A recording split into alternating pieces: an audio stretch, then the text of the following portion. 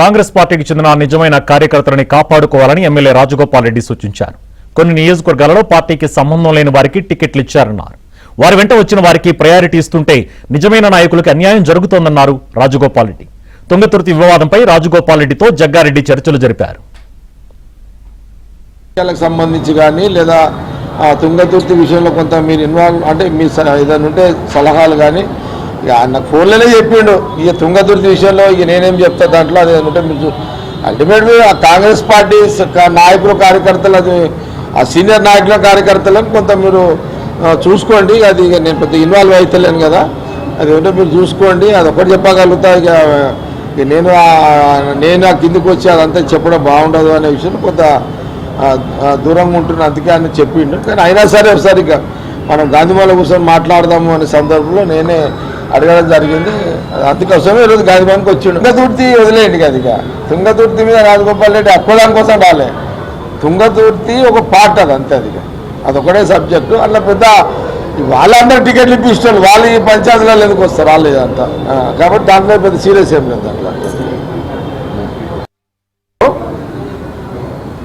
10 ఏళ్ళు కష్టపడ్డ కార్యకర్తలం కాదని, కాంగ్రెస్ పార్టీ నాయకులం కాదని, ఇతర పార్టీల నుంచి వచ్చిన నాయకుల్ని ప్రభుత్వం వచ్చిన తర్వాత, ప్రభుత్వం వచ్చే ముందు వచ్చిన తర్వాత తీసుకొచ్చి వాళ్ళకు పెద్దపీట వేసి వీళ్ళని అవమానించడం కరెక్ట్ కాదు.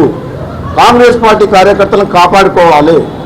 ఈరోజు వచ్చిన వాళ్ళు రేపు ఉంటారు, ఇవాళ ఉంటారని మళ్ళీ ఉంటారని గ్యారెంటీ కూడా లేదు. ఈరోజు అధికారంలో ఉన్నారు, రేపు పొద్దున అధికారం పోతుందని మళ్ళీ వెళ్ళిపోతారు.